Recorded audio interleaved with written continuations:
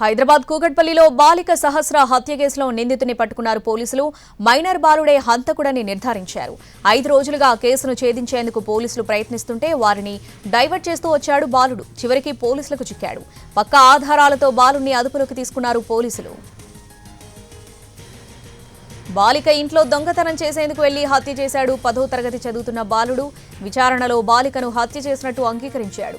బాలుడి ఇంట్లో హత్యకు వాడిన కత్తి, రక్తంతో తడిచిన దుస్తులను స్వాధీనం చేసుకున్నారు. నిందితుడిని అబ్జర్వేషన్ హోంలో ఉంచారు. ఇవాళ జువైనల్ కోర్టులో హాజరుపరుస్తారు. వైద్య పరీక్షల తర్వాత జువైనల్ హోంకి తరలిస్తారు. ఇప్పటికే బాలుడిని ప్రశ్నించి స్టేట్మెంట్ రికార్డ్ చేశారు పోలీసులు.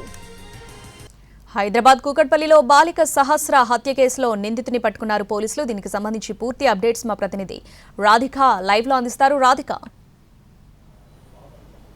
శ్రావణి, సహస్ర డెత్ అనేది 2 తెలుగు రాష్ట్రాల్లో సంచలనం సృష్టించిందనే చెప్పుకోవచ్చు. అయితే ఇక్కడ ఈ మర్డర్ని ఛేదించిన పోలీసులు బాలుడిని ఇటు అదుపులోకి తీసుకోవటం జరిగింది. ప్రస్తుతం మనం సహస్ర ఇంటి దగ్గర ఉన్నాము. 5 రోజుల పాటు పోలీసుల్ని ముప్పతిప్పలు పెట్టిన బాబు ఉండే ఇల్లు మనకు విజువల్లో కనిపిస్తున్న ఈ బిల్డింగ్ ఏదైతే ఉందో ఈ బిల్డింగ్లోనే ఆ బాబు ఉండేవాడు. 4th ఫ్లోర్లో వాళ్ళు మనకు కనిపించే ఈ ఫ్లోర్ ఏదైతే ఇప్పుడు ఫోకస్ అవుతున్న బిల్డింగ్ ఏదైతే మనకు కనిపిస్తుందో 4th ఫ్లోర్లో వాళ్ళు నివాసం ఉండేవాళ్ళు. ఇటు సహస్ర వాళ్ళ ఇల్లు 3rd ఫ్లోర్లో ఇటు కూకట్పల్లిలోని ఈ బిల్డింగ్ మనమున్న బిల్డింగ్ ఏదైతే మనం నించున్న బిల్డింగ్ ఏదైతే ఉందో ఇక్కడ నుంచి మనకు కనిపిస్తున్న బిల్డింగ్ ఇది 4th ఫ్లోర్ 3rd ఫ్లోర్ నుంచి ఇక్కడికి దూకి ఆ బాబు లోపలికి రావటం జరిగింది.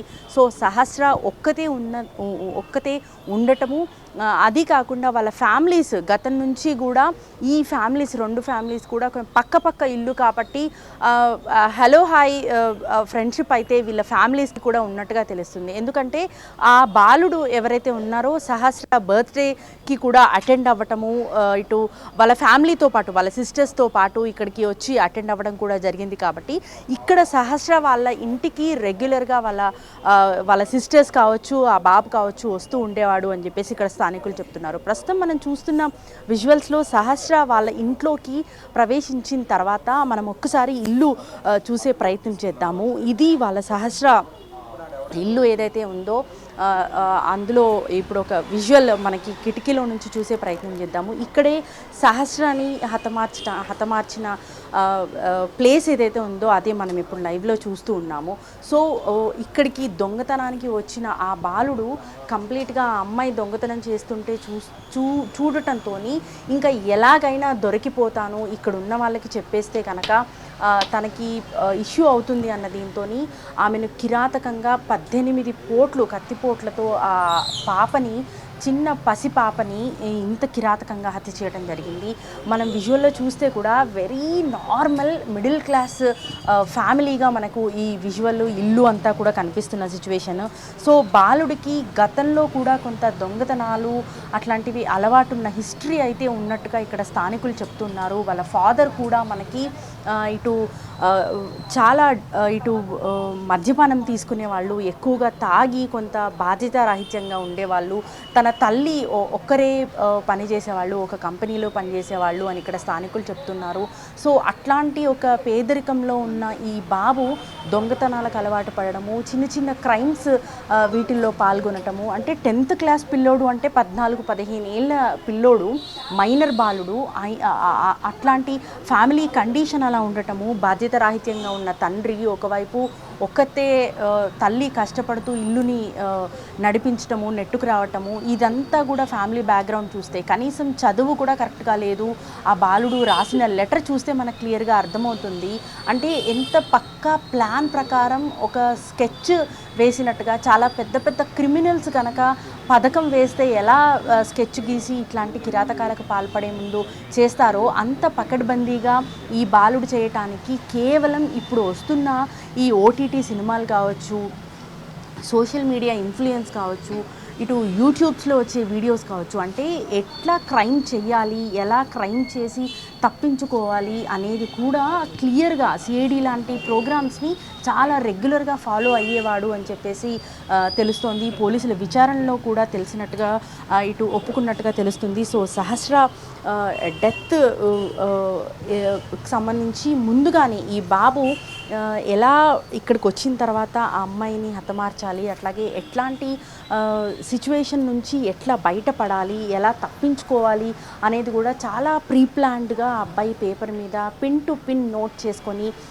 ఈ హత్యకు పాల్పడినట్టుగా క్లియర్గా అర్థమవుతుంది. ఒక మైనర్ బాలుడు, మనకి ఇటు ఫోరెన్సిక్ రిపోర్ట్లో కూడా ఇవి చాలా చిన్న ఘాట్లలాగా అనిపిస్తున్నాయి. ఇటు చాలా వీక్గా ఉన్న పర్సన్ ఎవరైతే హత్య చేస్తారో, అంటే చాలా డెప్త్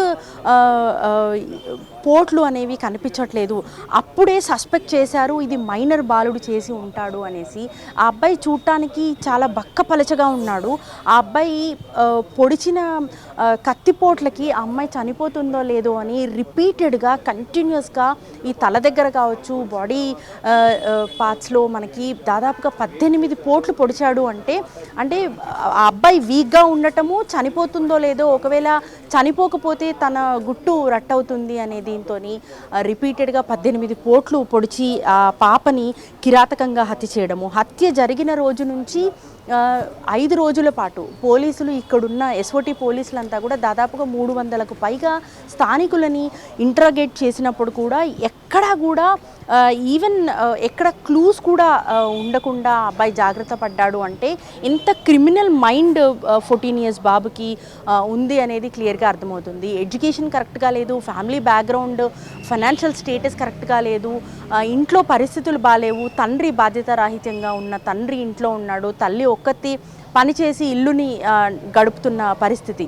సో ఇద్దరు చెల్లెళ్ళు, వాళ్ళ చదువులు అవన్నీ కూడా ఆ అబ్బాయిని దొంగతనాల వైపుకి నెట్టిందని చెప్పుకోవచ్చు. సో 5 రోజుల పాటు ఇక్కడ మొత్తం అంతా కూడా ఇన్వెస్టిగేషన్ చేసి ఈ కేసును ఛేదించిన పోలీసులు ఈ బాబు విషయంలో, ఈ బాబు అక్కడ ఇన్వెస్టిగేషన్ సమయంలో కనిపించినప్పుడు కూడా చాలా యాక్ట్ చేసి, అంటే చాలా బాగా నటించి తనకేం తెలీదు, తనకి నాన్న అని సౌండ్స్ వినిపించాయి అని చెప్పటము, ఎంత 14 ఇయర్స్ బాబులో అంత మెచ్యూరిటీ, అంత క్రైమ్ థాట్స్ అవన్నీ చూస్తే కూడా చాలా ఆశ్చర్యం అనిపిస్తుంది. పోలీసులు అతన్ని నిన్న ఇన్వెస్టిగేట్ చేస్తున్నప్పుడు కూడా చాలా క్లియర్గా హత్య చేస్తున్నట్లుగా ఒప్పుకోవటమే కాకుండా అసలు ఎలా చేశాడు ఏంటి అనేది చాలా వివరంగా పోలీసులకు చెప్పినట్టుగా కూడా తెలుస్తుంది. సో ఓవరాల్గా ఈ బాలుడు ఈ 4th ఫ్లోర్ నుంచి 3rd ఫ్లోర్కి వచ్చి 3rd ఫ్లోర్ నుంచి ఇటు సహస్ర వాళ్ళ ఇంటి పైకి దూకి, మనకి ఇక్కడ విజువల్లో చూస్తే కూడా ఈ బిల్డింగ్ నుంచి